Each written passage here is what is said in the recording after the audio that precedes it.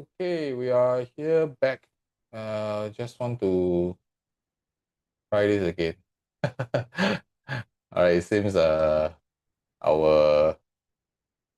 great. I think we are live already. If you can hear me and see me, just give me a shout out.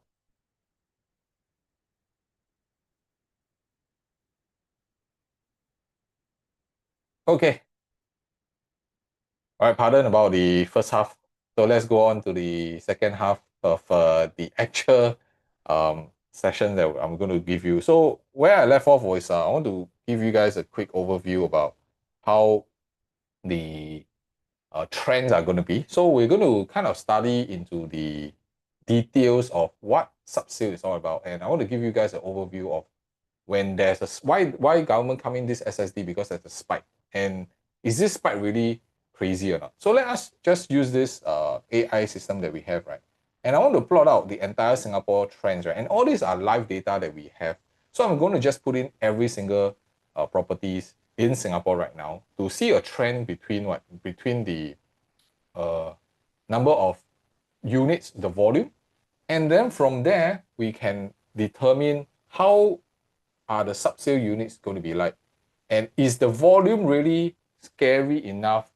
That's why government came out this guideline, right? I think this is very important because first of all, before we even jump into any conclusion, we must understand what's the thought process behind government doing this. All right, so we can actually see the entire trend, right? Of course, we don't only see so far. If we're talking about different cooling measures, I think more importantly is that you can see that our onward price trend has always been going up, okay, upwards. And these are all the volume, but this volume is based on what? It's based on just the entire market. So if let's say we talk about, let me just add an overlay so that you all can see, right? So you can see that the volume, let's say we talk about from 2011, the entire volume of transactions in the entire area is 33,000. Okay, 33,000 volume. And of course, this is inclusive of private and condo. So we can actually look into this and let's just look at condo for a start. Because why? Because I believe the guideline for seller stamp duty is really purely on our condominium level. So if you look at condominium, if we just choose condominium, okay, you can see that the numbers for volume is actually significantly different. All right. So, oh yeah, actually, oh no, this is actually condo numbers. It doesn't include the HDB. So we're talking about per year basis, right? Before the cooling measures in 2013, our per year volume of transactions is actually very high, more than 30,000 anytime easily. So that's why when 2013, when we came in with cooling measures, the numbers actually deplete quite a fair bit until 2021, where post-COVID hits, that's why it went up to 35,000. But let us just pull out the numbers just for subsale and see how the numbers are actually telling us a story, why government actually went in to do this new adjustment of seller stamp duty. So if we start looking at this, right, I just want to pull this number out. So you can see, right, let's say if we tabulate the data here. So this AI computation help us to analyze things faster and you save a lot of time. So you can see right now from here, let me try and see whether I can do this. Give me a second. More importantly is should be able to do this. Okay, let me try. Let me try. Let me try and see whether does this work or not. All right, so if you can see the 2011, right? 2011.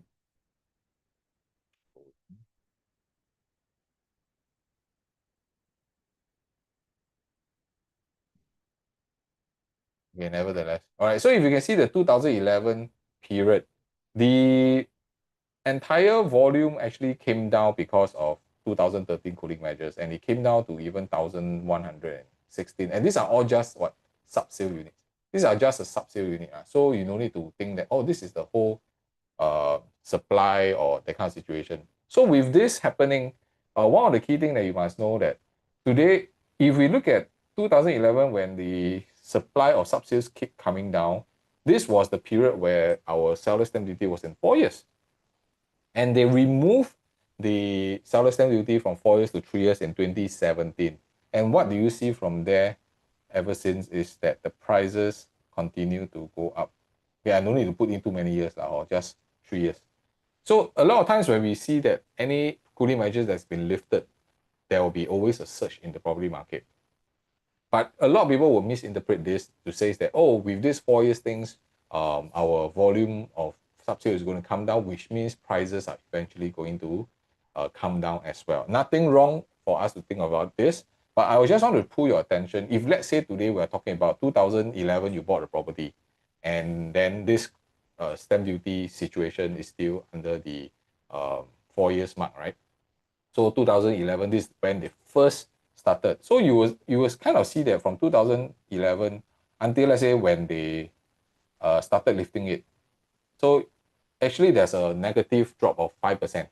So then you will say that, wow, then cooling measures come in with seller stamp duty actually helps me in terms of my the drop in terms of value. So I should buy only when the 4 years period, then I can actually buy it cheaper lah. But you also be worried that, hey, if I say I buy, will my prices come down like this, that it dropped 5%. So this is just one equation that you are not seeing it correctly. So why do I say so? So even though 2011 to 2017 is when our cooling measures for 4 years, and it has shown a 5% drop, I don't believe the seller stamp duty is the only indicator that we should be looking at. Why? Because don't forget, let me just do an overlay so that you can see it very clearly with our cooling measures. So 2013 was actually the cooling measures. So what is the cooling measure? Let's take a look. The cooling measure was everything from our TDSR, our LTV, our SSD, our ABSD, everything was during this period of time. Okay, this is where the entire cooling measures was done. So largely, if you ask me, the price drop is actually because of the cooling measures. So why do I say that? Because overall, right, if let's say I just plot in 2011 to 2013, okay, because 2013, that's when the cooling measure came in, right? So even with the SSD at 4 years, right, actually the property prices still went up 5% over a 2 years period. It still went up 5%, or close to 6%.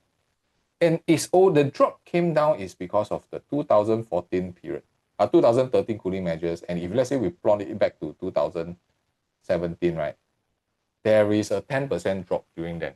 So that is what constitute to, if you're looking at 2011 to 2017 overall, it may seem like, hey, there's a decrease. But the decrease drop is actually because of the cooling measures that was implemented across the board, both the HDB as well as the private property. So I think this also gives us a very good gauge to determine, hey, today with this SSD, will it really affect a lot in terms of the volume? I mean, volume definitely, if you ask me, it will definitely be affected. It's just that will the prices be also affected in time to come? So we're going to dive in deeper to see how this is going to be. So in our wait a second.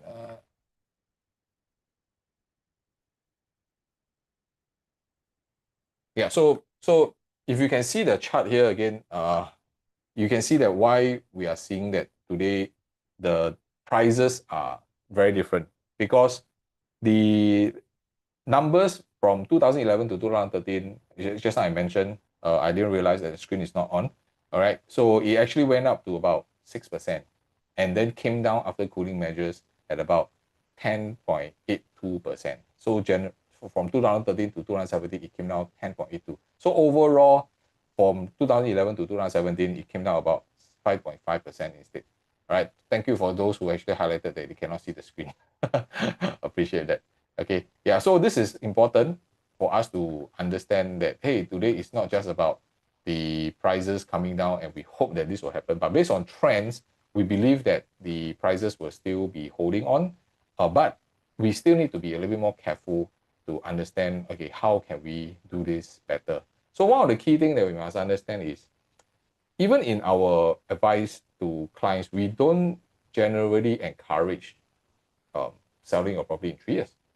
Because 3 years timeline is really quite short. Okay, it's quite short.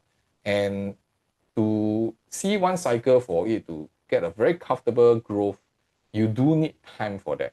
and which is why every time when we are doing our advice on properties, it's usually from 3 to 5 years, or even 6 years sometimes, depending on the situation of the clients or what kind of objective you're going for.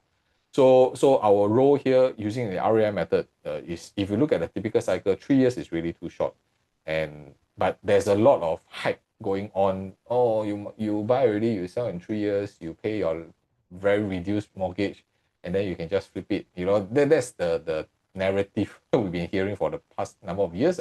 Also, but sometimes I always believe, yes, right now is with 4 years.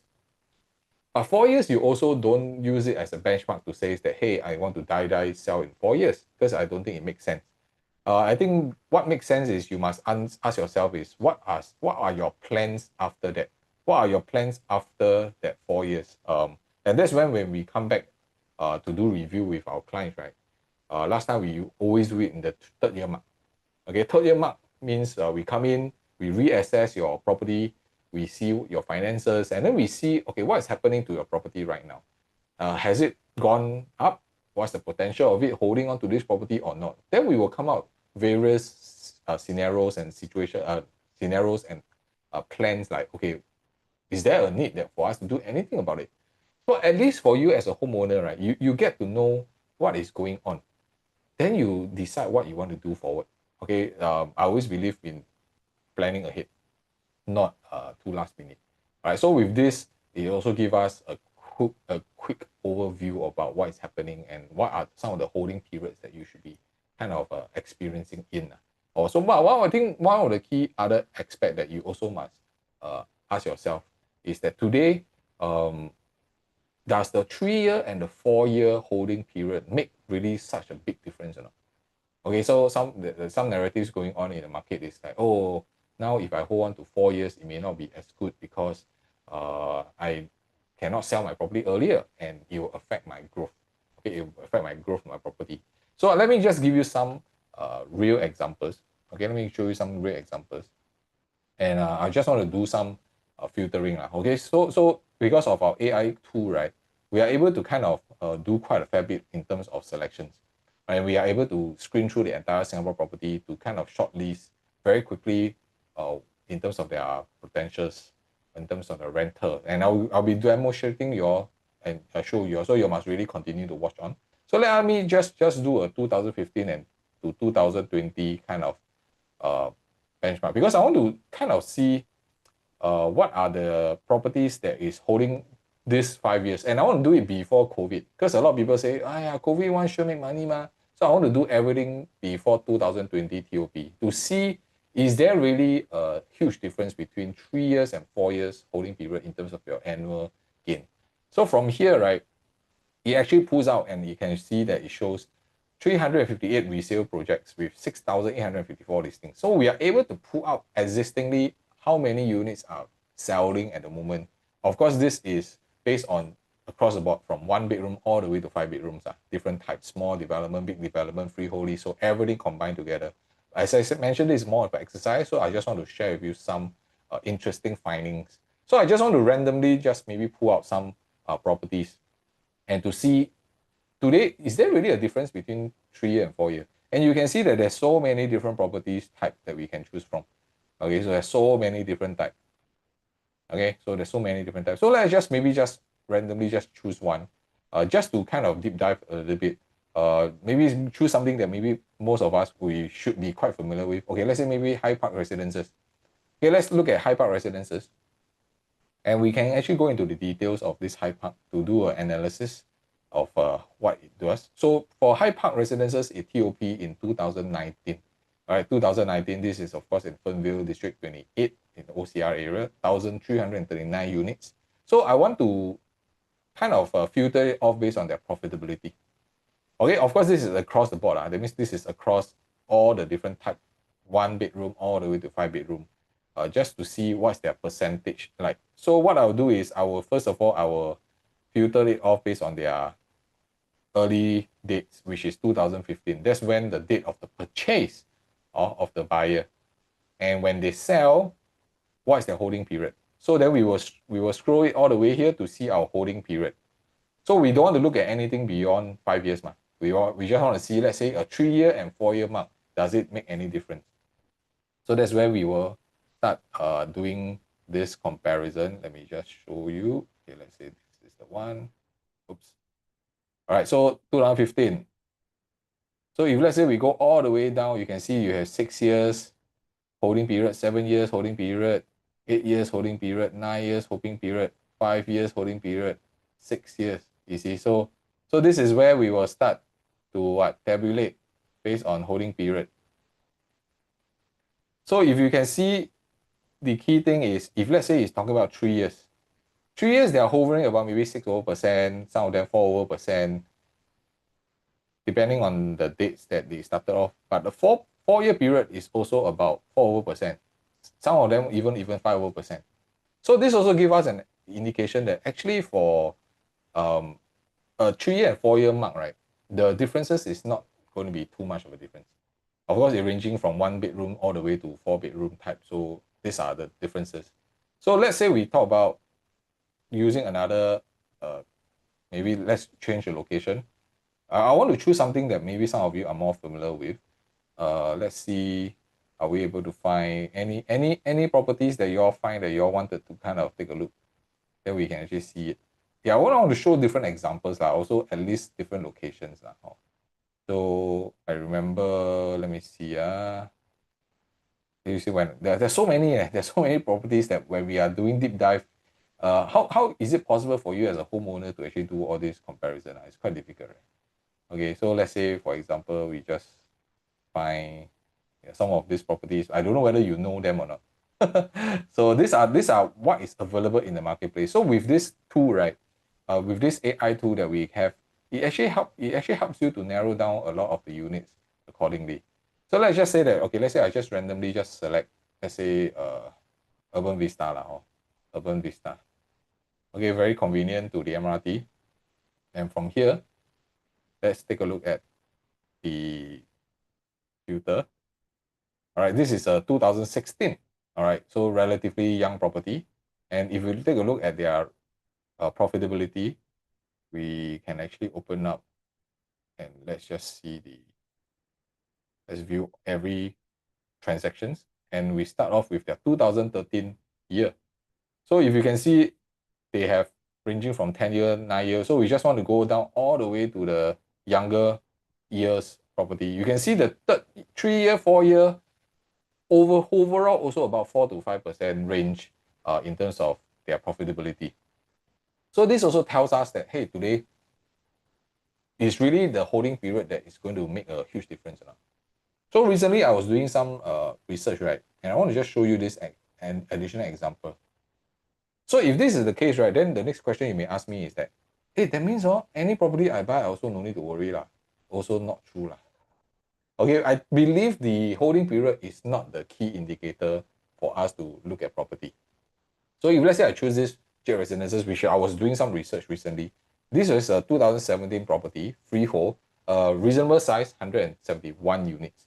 But if we look at the profitability right now, right, for the last 5 years, right, we just want to do a simple track and see how is it performing.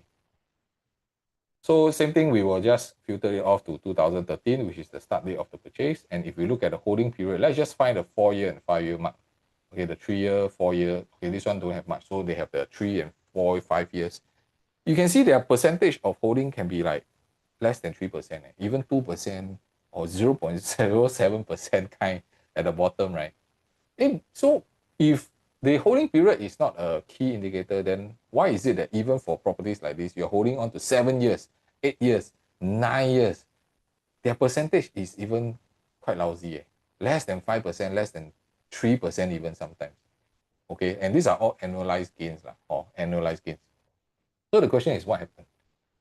If year is not an issue, but we base on that and we don't dare to sell or buy a property, then why would jet residences underperforming so badly? So the key thing is not about the holding period. It's always about the different criteria that you should be looking out to purchase a property. Okay, and I'll be sharing with you all what are the key criteria that we'll be looking at shortly. Because for us, we look at 5 criteria. Okay, we look at 5 criteria. If everybody just based on time to purchase property, right, then everybody quite already in property. Right? But I don't think that is the right way to look into. So I think one of the key things is we must understand the mechanics of fundamentals for property. Not only just about location, not just about size. There's other fundamentals that we should look at. Okay, a few key things that you all can write down to take note is you must always, first important thing is look at growth area.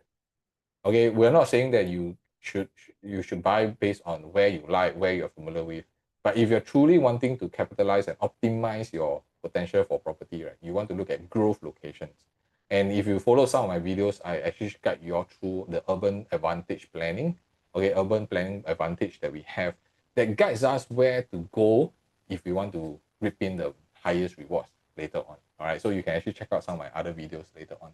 But like that's why I say that today, one of the key things is also to understand why government is doing seller stamp duty. So the subsale issue, and then of course the prices that's hitting up, there is certain control. But I believe government always plan ahead, and they already anticipated certain things. That's why they rather do it first right now. Although now we don't seem to feel anything, but I want to give you some key highlights of why I believe government is doing this because of some of all this information that is going on. And these are all very real. Why? Because today, right, if you ask yourself, first of all, the government is actually uh, just released all the 2025 master plan. And these are all hope, a lot of future planning, a lot of new things coming in. And this will always excite a lot of homeowners, a lot of investors, because we see into the future of Singapore and then we start planning it that way. Even when we are looking at properties to help our clients do it, we also based on certain master plan, certain concept plan, as well as blueprint of Singapore urban planning to plan for our clients. So there's so many things happening. And not only that, we are talking about second half, we're going to have so many new launches in the marketplace. This is the second half. And if you look at the prices, okay, if you look at the prices, you'll be able to determine what is happening, right? So this is the entire 2025 second half supply. And of course, there are still the unawarded sites that has not been confirmed yet. All right, they may be re-released or not, we do not know, but this gives us a good idea like why with so many land being launched, that means there will be an influx of buyers. And why would there be an influx of buyers? Okay, why would there be an influx of buyers? Then we must understand this one concept. Today, based on pricing, you have acknowledged that prices has been going upwards regardless of the market condition. At every other year, there's also certain crises happening. There's certain wars going on. There are certain situations, all right, whether it's different election wars, trade wars going on, and there were also our COVID situation. But overall, have we actually seen prices came down? So there's a big distinctive difference that you must understand between price and volume. Okay, price does not mean volume comes down, price will come down. So that is a totally different decision-making process. All right, but what contributes to buyers coming into the marketplace is definitely the interest rates. Okay, one of the key things, the government also are aware that, hey, now with interest rates coming down, it always fuels a lot of buyer sentiment to come back into the marketplace. Always. Okay. So this also allows the buyers, right, to kind of think twice now with this seller stamp duty. But is it going to be a huge impact? I personally don't think so. Those who really want to buy, they will still buy it. But I just share with you from a buyer's perspective. Let's say today you are, the last couple of years you wanted to enter the property market, but you're concerned because interest rate went up to 4%. Okay, interest rate went up 4%. Then you say, I better don't do anything. But now, what is happening for interest rate? Actually, interest rate has came down quite a fair bit because of US Fed rates, and they already stopped the adjustments there. So US side, they stopped their Fed rates from coming down. But what happened to Singapore? What happened to Singapore rates? Actually, our rates have been dropping. Since January, 2.78, dropped to March, 2.38, then came down even more in May, 2.23. So even though US are not doing anything, but our Singapore rates are keep coming down because we have changed our Sora trends, right? We have just changed our Sora Rates trends. And this is also another factor why government wants to introduce certain preventive measures before things get out of hand again. Because when things get out of hand, uh, who will complain? We are the one benefiting it, but we also complain.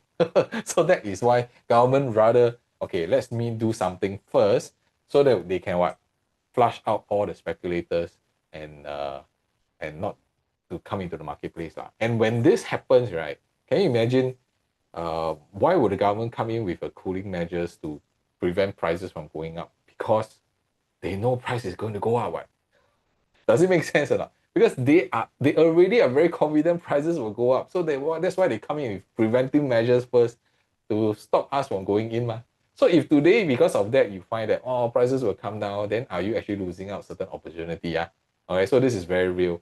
And let me just share with you, right? What is the interest rate right now? Okay, let me just draw attention to share with you where is the interest rates. Let me just open up this. Give me a second. Yeah, so we are able to track our interest rates as well to like our bank rates, right? So we track this every year, every day. So we have the HDB prices, but let's just look at the private prices. So you can see that floating rates, our floating rate now is 2%, 2.3%. Okay, the last couple of months since May until now is about 2.3 something, 2.4 something. And then now it has dropped down to 2.3. The lowest being 1.98. And I tell you what's more interesting is our fixed rates. Can you see the fixed rates? Lowest is at 2.1, 2.2%. You see? So with interest rates keep coming down without Fed rates cutting, and we are already adjusting ourselves based on this. What's your thought process? If today you realize overnight, hey, the interest rates actually come down already, will you also start thinking, actually, I should also enter into the property market? Will or not? So these are all very real time that we are seeing. And right now, if as much as we're talking about, you can see that since the rates came down. So when rates came down, right? So this the green color one is our Sora rates. You can see that when our Sora rates is low, prices start to climb up. When the prices are low, interest rates are low, prices start to come up. But the fact is, even with our interest rate high, our prices are still going up. So the government also realized that there may be a certain reattachment of interest rates as well as the prices and the sentiment of the buyers in Singapore, because typically we are quite well versed or in investing. We know where to move our money to, we know where to park our money, and property has been one of the safest assets. That's the reason why we are seeing a lot of liquidity in the marketplace. We are not experiencing what happened before 2013 anymore. And these are the few reasons why I see today, based on the market, based on this SSD, is a preventive measures to really flush out all the speculators. But at the same time, if you are also looking for certain opportunities in the marketplace, right? Maybe I will do another video to share with you all what I see, where the opportunities are. If you all like that kind of video, maybe you all can just type in the comment, new video, type in new video, then I will prepare some information to see where your next opportunity is going to be. And I believe this period is going to be interesting, but we still need to be extra careful not to anyhow just jump into the marketplace. And interest rate is not the only key thing. Have you ever asked yourself what will happen if let's say government really remove this 15-month wait-out period? Okay, so this is also another very important element that I find it will also create quite a fair bit of differences. So for 15 months, would it flood in another group of buyers in the marketplace or not? Hey, definitely will. Or those who if they remove, that means after they sell their condo, they can immediately buy HDB. So there's a lot of implication for both HDB and private. Although, if you are an upgrader from HDB to private, even with this 4 years, I don't believe there's much of a difference. Actually, it's a discount for you because you don't need to wait for 5 years. You just need to wait for 4 years. You are able to actually benefit from upgrading to a private property. So again, I also want to stress that it's not really whether you should be entering into the market or not because of this 3 years to 4 years. I think more importantly, look on holistically, what's your future plans going to be like in the midterm? Okay, we're talking about 3 to 6 years period. Okay, are there going to be major changes in terms of your lifestyle, in terms of your income, in terms of how you look at your investments? Then from there, we can work backwards to see how we can plan for you. So most importantly is today, if let's say you're looking for new launches, then you say, oh, I cannot sell in 3 years. Then you can continue to rent. Okay, so later on we'll study how we can actually help you shortlist properties that is doable, more growth potential. So let's say, for example, you're buying a new launch, then you just have to rent it out for 1 year. Also, that's why this is also one of the criteria that we have in our selection process. Then if let's say you're going for resale, so if you're going for resale, then of course I would not really suggest you to just sell in 4 years or so. Because usually for resale, you may want to really just hold it a little longer. And generally you're buying a resale is really for own stay. Or nobody buy a resale and then they say that they want to sell it for profit. Unless, okay, very rare situation, which is COVID period. Or you manage to buy a resale and then overnight, your prices went up. Then you may have the thought of selling. So this is also the key part that a lot of homeowners, I believe, who are in this sub-sale category, right? Not everybody is flippers. But because of this period where the entire property prices went up, so if you are a homeowner and you start seeing that, hey, your property has over the 4 years, 3 years period went up to 300 to even 600 or even $1 million in terms of property gain, will you be tempted to also sell it within the 3 years period or just after the 3 years you sell them? So these are what they categorize as sub-sale, right? So I believe this is something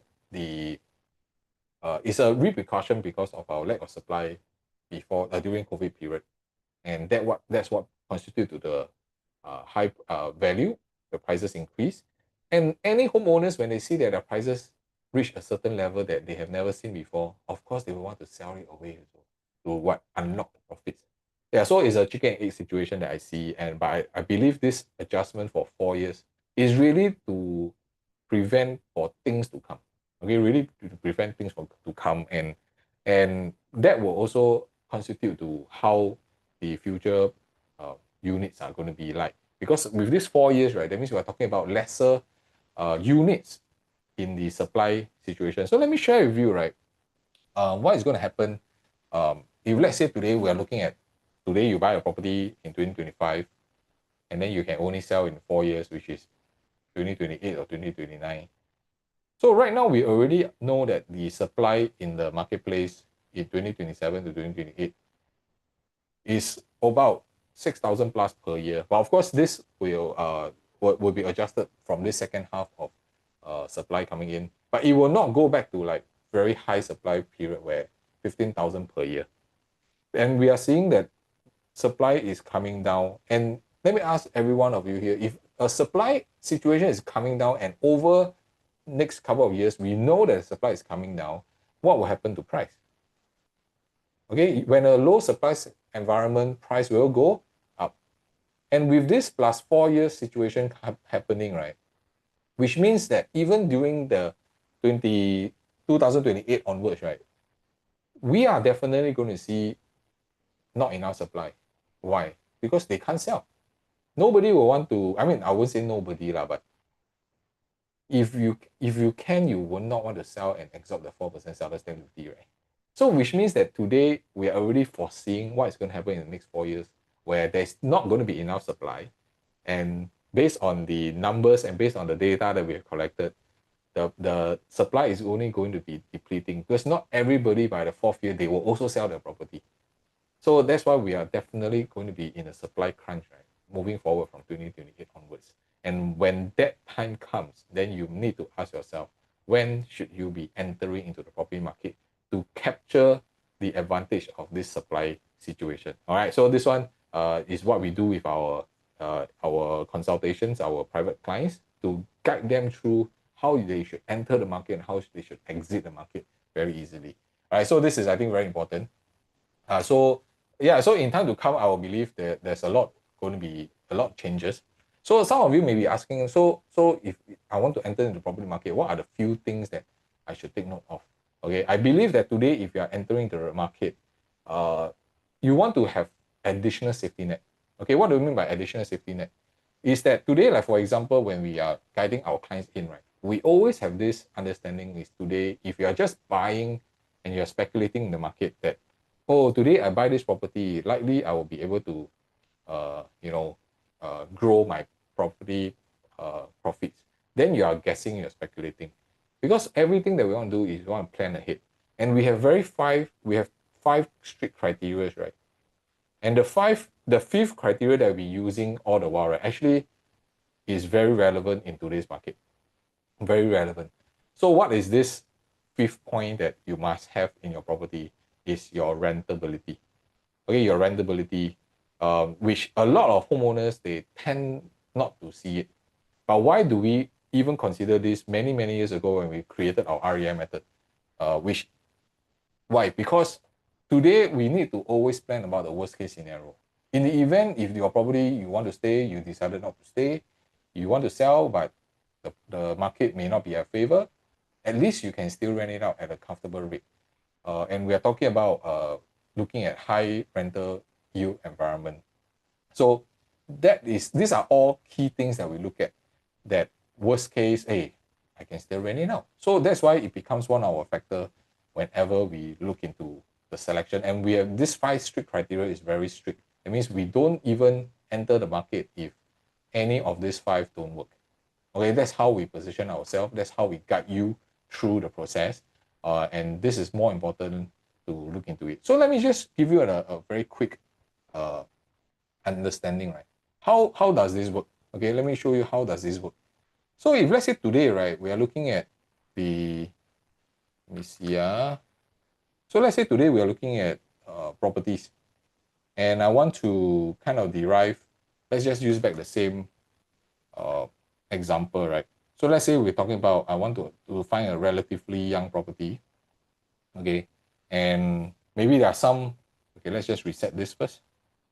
And I want to see that, okay, maybe I want to look at properties that I want it maybe less than 10 years.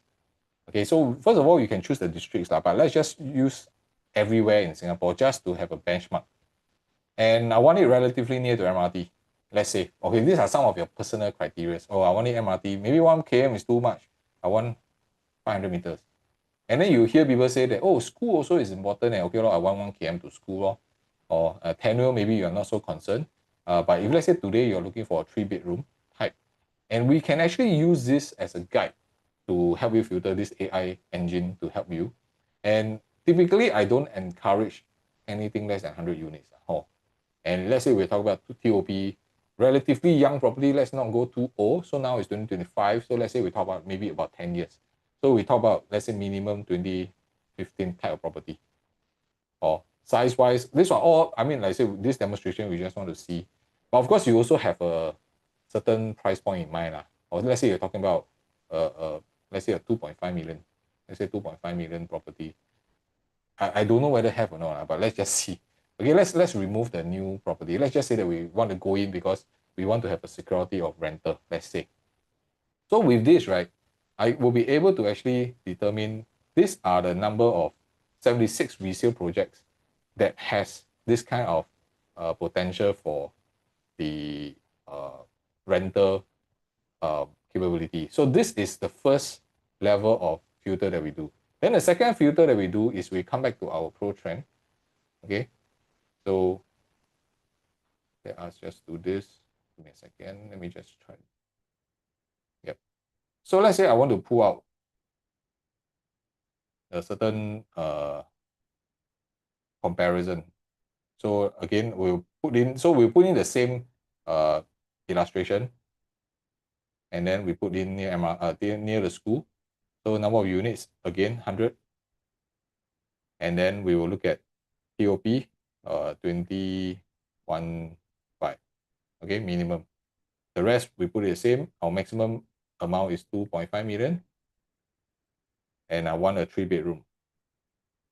So we put in the same parameter. That one is when we use ProMat, it's just to give us an idea. Okay, are there any properties around the area? But I want to be more specific. Then I'll be able to click in this yield. Let's say I'm looking at, let's book a more drastic yield. Or let's say minimum I want 4%. Okay, 4.5%. Let's see. Okay, that means in Singapore, right? If I have 2.5 million price point, right? Can I find a 4.5% yield that is relatively young property for a 3-bedroom? I also don't know whether I have or not. But this will be kind of the research that we can help you to shortlist properties in a quicker way, so that you don't need to go hunt. Oh, I don't have it. Okay, actually don't have. Right, so that means this kind of results we need to do some adjustments. So let's say we say, okay, maybe 2010, and then we talk about, let's say 3% example lah. You can start getting new results. And this also gives us a more reality check that whatever that you're looking at, does it really have in the marketplace? And if you look at it, we have everything from different locations, different districts. We can even go to the specific projects to understand, okay, which is the unit type that we should go for very specifically.